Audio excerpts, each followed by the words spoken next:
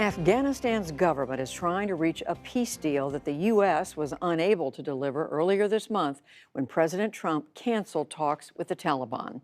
But that peace may only be achieved through more fighting.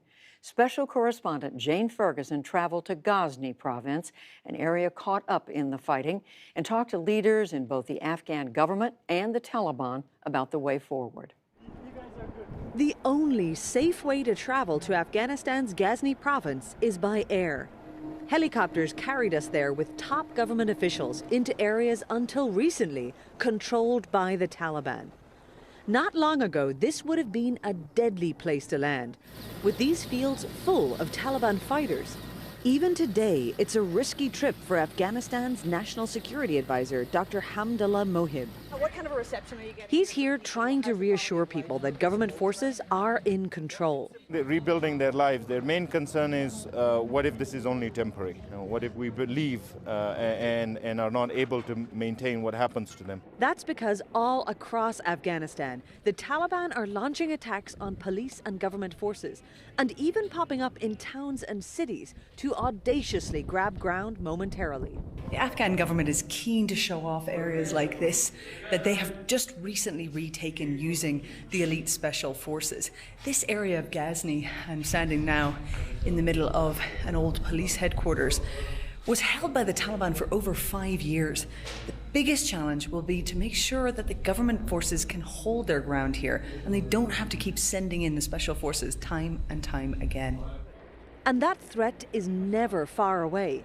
These soldiers told us Taliban fighters are less than 3 miles from this spot and surely watched us arriving. For some, not even the army can help. Siraj Khan is the governor of a neighboring province that fell to the Taliban 12 years ago. Any hope he had of a military rescue has long faded. They cannot remove them, he told us. Why? The Taliban are very strong there. Afghan commando units are kept busy, chasing out the enemy. But then they have to move on to the next inevitable Taliban advance elsewhere. The regular forces who replace them are weak and ill-equipped, and they struggle to hold on. It's the same problem American forces faced here for years. Now, more than 9 months of intensive negotiations between the United States and the Taliban have fallen apart, on the cusp of a deal for withdrawing American troops. That deal would have brought American soldiers home, but left the Afghan government to largely fend for itself, with just promises from the Taliban to negotiate with Kabul. The problem with that, the Taliban refuses to recognize the Afghan government, calling it an American puppet. Afghanistan's Minister of Defense, Asadullah Khalid, still believes his forces can get the Taliban to negotiate with the Kabul government by hitting it even harder with military offensives. In some cases, we double our operation. Even in some cases, we made it triple to put more pressure on Taliban to push them to come to the table. Which negotiating table is that? Afghan government. And so the country's special forces keep raiding Taliban strongholds. In the capital, Kabul, we joined them on a late-night search on the outskirts of town. Several dozen soldiers stormed the neighborhood in the moonlight, on the hunt for a Taliban commander.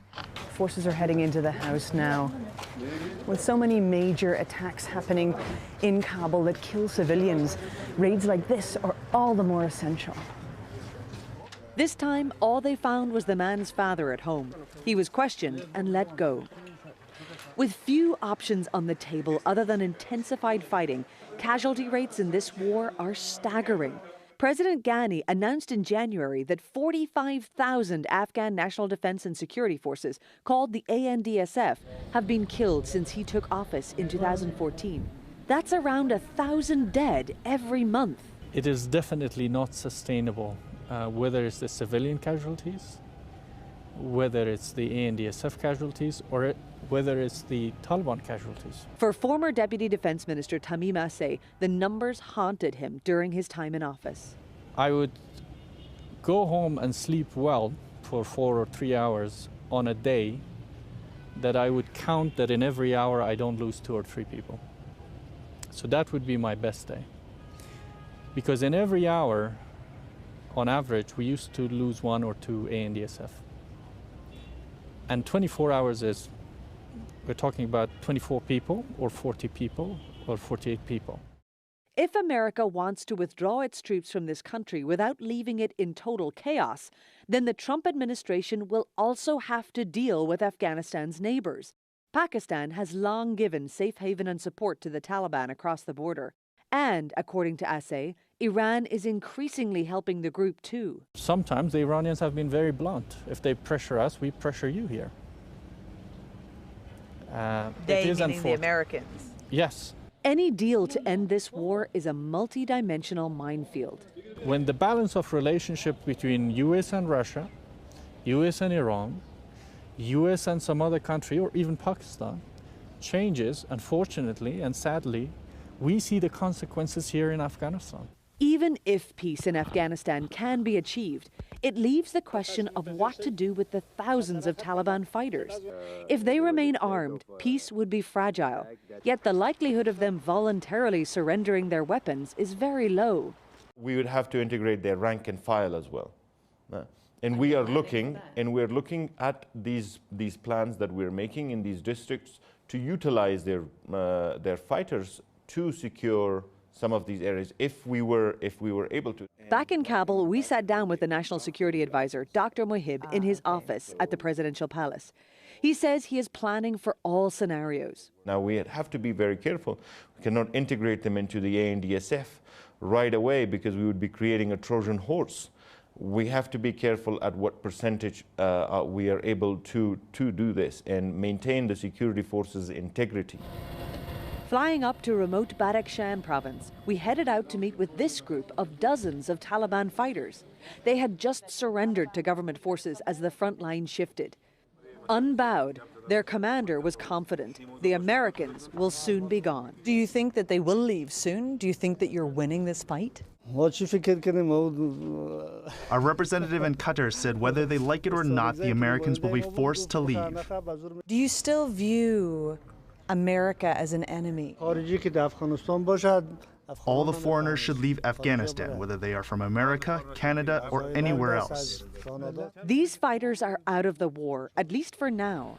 But across the country, combat rages. More civilians have been killed by the Afghan government and US forces in the first half of this year than by the Taliban.